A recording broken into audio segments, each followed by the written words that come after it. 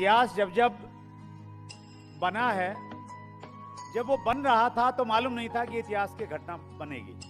मैं 2001 में direct selling business से जुड़ा और तब से लगातार, पहले मेरे ख्याल से 6 महीने ऐसे रहे होंगे जब मैं बहुत ज़्यादा सीरियस नहीं था, लेकिन जब मैंने इस इंडस्ट्री के बारे में जाना उसके बाद में मैंने हमेशा से डायरेक्ट सेलिंग को अपनी टॉप प्रायोरिटी बना के रखा है।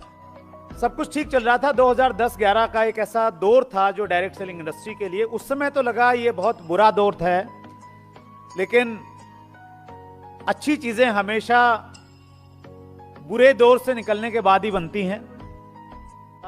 अग्नि परीक्षाएं थी, बहुत सारी कंपनियों के ऊपर में कार्रवाई हुई और ऐसे समय में हमने उस आंदोलन को शुरू किया जब सारे के सारे न्यूज़पेपर, चाहे वो लोकल थे या वो राष्ट्रीय स्तर के न्यूज़पेपर थे, सब में डायरेक्ट सेलिंग को लेकर गालियां निकाली जा रही थी। ये कहा जा रहा था कि जो डायरेक्ट सेलिंग का मॉडल है, ये मॉडल ही खराब है, ये होना ही नहीं चाहिए ऐसा। हमने बड़ी दलीलें दी कि दूसरे देशों में कानून है, नियम है, चल रहा है सब, तो बोले कि नहीं, इंडिया में नहीं चलना चाहिए। और उस प्रकार के दौर में हमने आंदोलन स्टार्ट किया। कंपनी बंद हो गई। मैनेजिंग डायरेक्टर जो थे वो बाहर थे, लीडर्स के पीछे पुलिस भाग रही थी और वो ऐसा दौर था मेरी जिंदगी में, बहुत बुरा दौर था। घर में छुप के जाना पड़ता था, रात को 2 घंटे के लिए चले गए फिर वापस आ गए। और ऐसा कभी सोचा नहीं था कि 4-4 गाड़ियां बदलनी पड़ेंगी। तो उस दौर से हम लोग गुजरे फाइनली। और फिर हमने कहा कि यार ऐसे डर के बात नहीं बनेगी, खुल के मैदान में आना पड़ेगा, क्योंकि डर के आगे जीत है, ये हमने सुना है। और इसको प्रैक्टिकली हमने किया। हमने जंतर मंतर पे एक 3 दिन का प्रोग्राम रखा और 3 दिन तक हम लोग जंतर मंतर पे रहे। हमने उस समय जितनी भी हमें नॉलेज थी, हम सरकार के पास में गए और कहा कि हमारी कंपनी बंद हो गई और बहुत सारे लोग बेरोजगार हो गए हैं। और उसके बाद फिर हमने रामलीला मैदान को हमने बुक किया। डायरेक्ट सेलिंग में पावर तो होती है हम लोगों में, लोगों की संख्या होती है, तो हमने रामलीला मैदान बुक किया 3 दिन के लिए कि एक बड़ा आंदोलन हम लोग वहां पे करेंगे।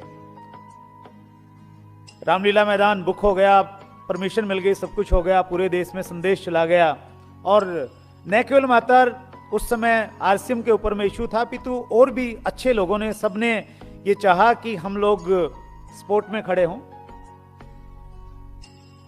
एक दिन पहले हमारी परमिशन को रद्द कर दिया गया कि आपको परमिशन नहीं है, प्रशासन ने रद्द कर दिया। प्रशासन के पास में अधिकार होता है।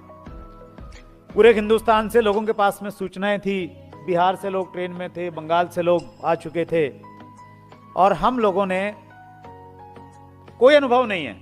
उस दौरान जब ये मालूम चला कि प्रशासन ने परमिशन दे दी है, लोग हैं, कहां लोगों को लेके जाया जाए, और लोग भी गुस्से में हैं। अगर आपने किसी ने रामलीला मैदान देखा हो तो रामलीला के मैदान के चारों तरफ में एक फुटपाथ बना हुआ है। उस फुटपाथ पे हम लोग 3 दिन तक वहीं पे रहे और रात को वहीं पे सोए। और वहां पे उसके साथ में सीवर की लाइन गई हुई है, सीवर के ढक्कन खुले हुए थे वहां पे, भयंकर बदबू थी, गंदगी थी। वहीं पे हम लोग रहे, वहीं पे हम लोगों ने खाना बनाया, वहीं पे हम लोगों ने खाना खाया।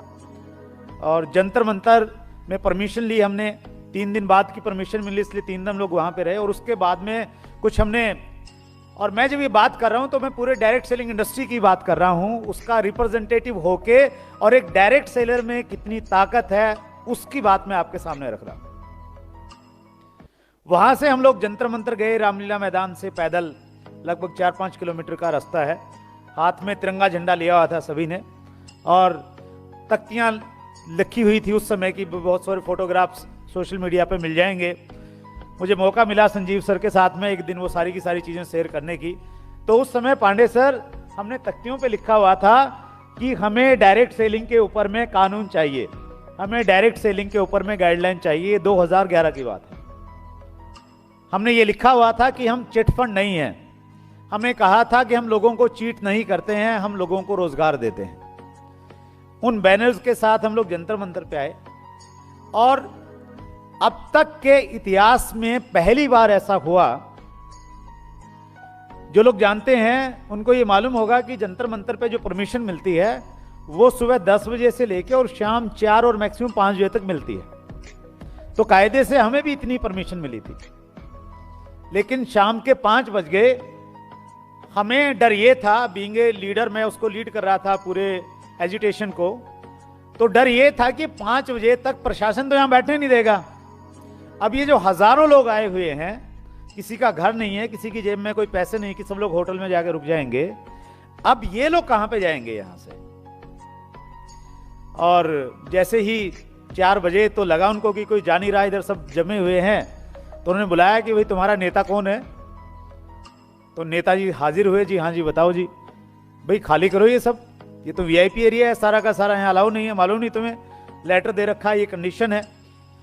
तो उनसे रिक्वेस्ट किया, सर हम कहाँ जाएं, हमारा तो कंपनी बंद हो गई है सर, ये हो गया वो हो गया। बोले नहीं नहीं ये सब यहाँ नहीं चलता, 4 बजे की परमिशन है, ज़्यादा से ज़्यादा 5 बजे, उससे ज़्यादा टाइम नहीं मिलेगा। पुलिस की गाड़ियाँ आ गई 10-20, चारों तरफ फोर्स आ गई, क्या किया जाए, सरेंडर हो गए। बता दिया कि ये स्थिति है, इतने दिन से काम कर रहे थे, सब ने अपने काम धंधे छोड़े हुए हैं, कोई बंगाल से आ रहा है, कोई बिहार से आ रहा है, और पता नहीं उन्होंने क्या दया दिखाई, ऊपर वाले की क्या कृपा रही, उन्होंने बोला कि आज रुक जाओ, कल सुबह चले जाना। और हम सर शायद अब तक वो इतिहास में दर्ज होगा, हम 13 दिन तक, 13 या 14 दिन तक लगातार हम लोग जंतर मंतर पे रहे, सुबह से लेकर रात तक वहीं रहे। और उस दौरान डायरेक्ट सेलर की ताकत हमें मालूम चली, कोई रास्ता नजर नहीं आ रहा था, क्या करें। बिहार का कोई एक डिस्ट्रीब्यूटर था, वो बोला जी मैं अपने सांसद को बुला लाऊं। मैंने कहा इससे बढ़िया क्या हो सकता है। और एक डायरेक्ट सेलर की ताकत मैंने महसूस हुई और लोकतंत्र की ताकत मैंने महसूस हुई।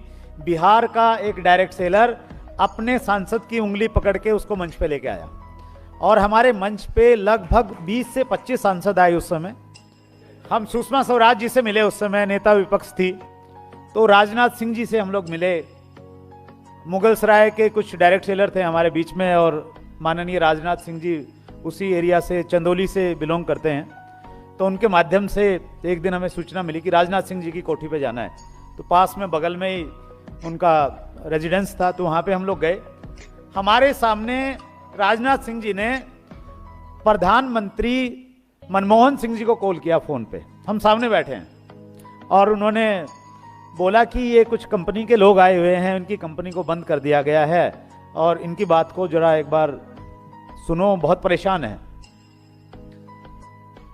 तो मनमोहन सिंह जी ने क्या बोला हमें नहीं मालूम, राजनाथ सिंह जी ने बोला कि आप पीएमओ प्राइम मिनिस्टर ऑफिस के जो मिनिस्टर हैं वो नारायण सामी जी उस समय मिनिस्टर थे, जो पीएमओ का सारा काम देखते थे। तो हम नारायण सामी जी से मिले, उसी दौरान 2-3 बार नारायण सामी जी से मिले, और फाइनली नारायण सामी जी ने हमारे सामने, उन्होंने 1-2 बार बोला, बात नहीं बनी, और जब वो भी परेशान हो गए तो हमारे सामने चीफ मिनिस्टर राजस्थान को कॉल किया, सीएम गहलोत जी को। और पहली बार मैंने देखा कि एक सेंटर का मिनिस्टर कैसे सीएम से बात करता है। तो जैसे अपने जूनियर से बात करते हैं, उस लहजे में उन्होंने बातचीत की। उन्होंने कहा कि आपकी जो पुलिस है वो क्यों बिजनेस करने वाले लोगों के पीछे पड़ी हुई है। पुलिस का काम ये थोड़ा ना है कि बिजनेस करने वालों को डिस्टर्ब करे, उसको अपना काम करने दो। जब एक कंपनी चल रही है, उसके लोग उससे परेशान नहीं है, क्योंकि हमारी जब कंपनी पे एक्शन हुआ तो किसी डायरेक्ट सेलर ने कंप्लेंट नहीं किया था। पुलिस ने 100 मोटो एफआईआर लॉन्च की थी, कोई शिकायत नहीं थी किसी की। और फाइनली उन्होंने कहा कि जी आपका काम यहाँ से नहीं बनेगा, हम आपके साथ में हैं, दोबारा आ जाना, मैं आपके साथ में रहूँगा। नारायण स्वामी जी ने बहुत हेल्प किया उस समय। और वहाँ से हमने बोले जी ऐसे नहीं जाएंगे हम, पहले एक बार आप हमें टाइम दिला दो अशोक गहलोत जी का। तो उन्होंने टाइम दिलाया, और हमारा 4-5 लोगों का प्रतिनिधित्व बैठे हुए थे वहाँ पे। तो 4-5 लोग मिलके वहाँ पे गए जाके, और उस समय जो पुलिस कमिश्नर थे उनसे पहले हमारी मुलाकात हुई। तो बोले पहले इनसे मिलो। तो वो जाके डंडा लेके हमारे पीछे लग गए, तुम सब चोर हो, ऐसा है वैसा है, तुमने गदर मचा रखा है। मैंने कहा साहब बात तो सुन लीजिए। क्या सुने, ये वो। तो फिर हमारे में से मिस्टर विनोद मंडोत्रा थे उस समय, तो उन्होंने बड़े, एक साथी थे, उन्होंने बहुत जोरदार तरीके से अपनी बातचीत रखी। उन्होंने बोला सर आप सुनेंगे नहीं तो फिर तो जो आपके मन में है वो आप सुनेंगे तो हम बातचीत करेंगे। तो फिर हमने उनको एग्जाम्पल दिया कि जी ये पेन है, ये बाज़ार से अगर मैं लेता हूँ तो ये मुझे 10 रुपये का मिलता है, लेकिन हम डायरेक्ट सेलिंग से मिलते हैं यही पेन और इससे भी बेटर क्वालिटी का जब मुझे 9 रुपये से मिलता है, तो क्यों मैं डायरेक्ट सेलिंग से नहीं ले लूँ, और इसमें चिटफंड कहाँ पे हो गया। तो उन्होंने कुछ हमारी बात सुनी और फाइनली हम गहलोत जी से मिले। उन्होंने कहा कि हम आपकी इसके ऊपर में एक कमेटी बनाते हैं, काम करेंगे, और उन्होंने आश्वासन दिया हमें। और फाइनली हम लोग वहाँ से तो उठ गए। और बड़ा मुश्किल होता है उस समय जब, तो जो डायरेक्ट सेलर थे ना वो आत्मदाह करने के लिए तैयार थे कि सर यहाँ जंतर मंतर से तब उठेंगे जब कंपनी खुलवा देंगे। उनको बड़ी मुश्किल से समझाया, बड़े प्यार से समझाया कि कंपनी खुलेगी, हम सब साथ में हैं, और 5-7 दिन का टाइम दो सिर्फ। तो 5-7 दिन में कुछ हुआ नहीं। फिर फाइनली हम लोग, जो जयपुर का जंतर मंतर है ना, उद्योग मैदान है, तो हम लोग वहाँ पे गए और वहाँ पे भी वही ड्रामा शुरू हुआ कि जी परमिशन सुबह 10 बजे से लेके 5 बजे तक है। तो वहाँ पे हम गए। वहाँ पे देखिए हमारे डायरेक्ट सेलर में बहुत ताकत है, उसका एक दो एग्जाम्पल बताना चाहता हूँ। एक एग्जाम्पल तो मैंने ये दिया कि जब हमारे सामने कोई रास्ता नहीं था उस समय एक डायरेक्ट सेलर अपने सांसदों को पकड़ के लाया और लगभग 20-25 सांसद आए। और इतना ही नहीं, लोकसभा में प्रश्नकाल में प्रश्न पूछा गया। तूफानी सरोज सांसद थे उत्तर प्रदेश से, समाजवादी पार्टी के सांसद थे शायद। उन्होंने लोकसभा में प्रश्न पूछा कि एक कंपनी है आरसीएम, उसको सरकार ने क्यों बंद कर दिया, कि एक कंपनी है आरसीएम, उसको सरकार ने क्यों बंद कर दिया, कि एक कंपनी है आरसीएम, उसको सरकार ने क्यों बंद कर दिया, इतने सारे लोग बेरोजगार क्यों कर दिए। वो प्रश्न उन्होंने पूछा, वहां तक हमारी आवाज गई कि अगर उस समय सारी की सारी एसोसिएशन जैसा कोई मॉडल होता ना तो 1 महीना भी काफी था, दोबारा से कंपनी शुरू हो जाती। 1 साल इसलिए लग गया क्योंकि रास्ते मालूम नहीं थे, यूनिटी नहीं थी कहीं ना कहीं। वहां पे हम लोगों ने, वहां भी वही शुरू हुआ। 5 बजे हमें मालूम था कि जंतर मंतर होने वाला है। पुलिस आ गई, जी परमिशन खत्म आपकी, चलो यहां से। तो जो एसएचओ थे, और पेपरबाजी उस समय भी चल रही थी, नेगेटिविटी थी पूरी की पूरी। तो उस समय ये सारी की सारी चीजें जब चल रही थी तो उस समय हमारे एक साथी थे, उनको जोगिंदर नरवाल, करनाल से थे वो, उनके रिश्तेदार थे जो उस समय राजस्थान में जाट सभा के प्रधान थे, राजा राम मील। तो उन्होंने हमें बहुत सपोर्ट किया। हमने बोला जी हमारे वो पुलिस वाले आ गए, हमारे टेंट पाड़ रहे हैं। कौन पाड़ रहा है, मैं करता हूं बात। कौन है एसएचओ? रेपुटेड बहुत प्रभावशाली व्यक्ति हैं राजा राम जी मील। तो उन्होंने हमारे सामने एसएचओ को धमका दिया। तो फिर हमें भी लगा कि यार अब हमें कोई डर नहीं है किसी चीज का। तो हम बिल्कुल 56 इंच का सीना तान के वहां पे बैठ गए फिर।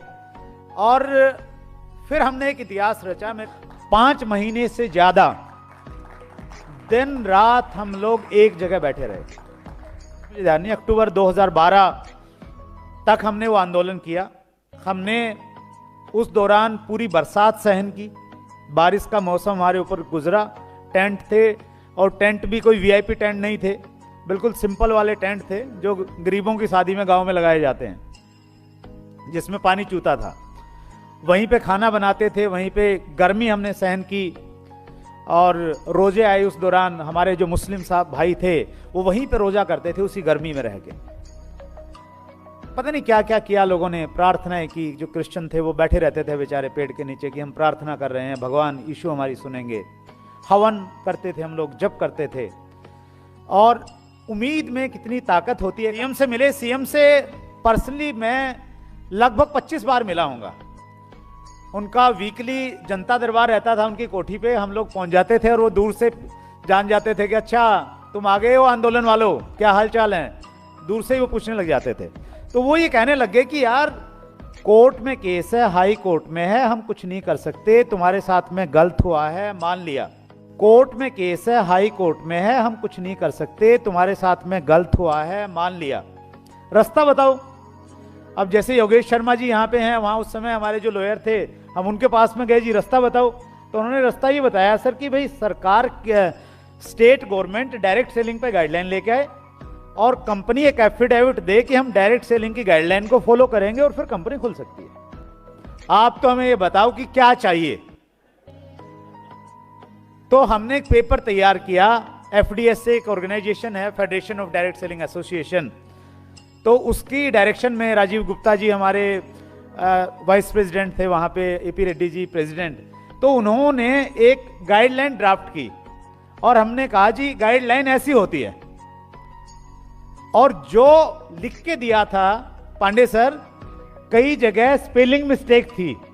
जब गवर्नमेंट ने रिलीज की ना, वो स्पेलिंग मिस्टेक भी ठीक नहीं हुई, एज इट इज आ गई हमारे पास में। हाँ, ये सीरियसली। तो मैं स्टेट गवर्नमेंट की बातचीत कर रहा हूं। तो राजस्थान गवर्नमेंट ने सर गाइडलाइन दी। उनका मानना है कि इससे डायरेक्ट सेलिंग का कारोबार अच्छे से और सही तरीके से, अनुशासित तरीके से चल सकता है। तो वहां पे सर वो गाइडलाइन रिलीज हुई। गाइडलाइन रिलीज होने के बाद में हम लोग जैसे किसान अभी उत्साहित हैं कि सरकार ने तीनों कानून वापस ले लिए, तो वैसा खुशी का माहौल हमारे बीच में था और हम लोग वहां से वापस लौट के आए। अभी तो लोग इधर उधर बिखरे पड़े हैं, कोई इस कंपनी में चला गया, कोई उस कंपनी में चला गया है, उनको इकट्ठा करना है, कंपनी चलानी है। सरकार सीरियसली डायरेक्ट सेलिंग के ऊपर में विचार कर रही है। और अगर हम लोग आंकड़े देखते हैं WFDSA के, world federation direct selling association के, जो वर्ल्ड वाइड एक ऑर्गेनाइजेशन है, उसके अगर हम आंकड़े देखते हैं तो 2016 के बाद में डायरेक्ट सेलिंग का CAGR बहुत स्पीड के साथ में बढ़ा और पिछले 3 साल का जो हमारा CAGR है, कंपाउंड एनुअल ग्रोथ रेट, वो रहा है 17.6%, जो दुनिया में सबसे ज्यादा है।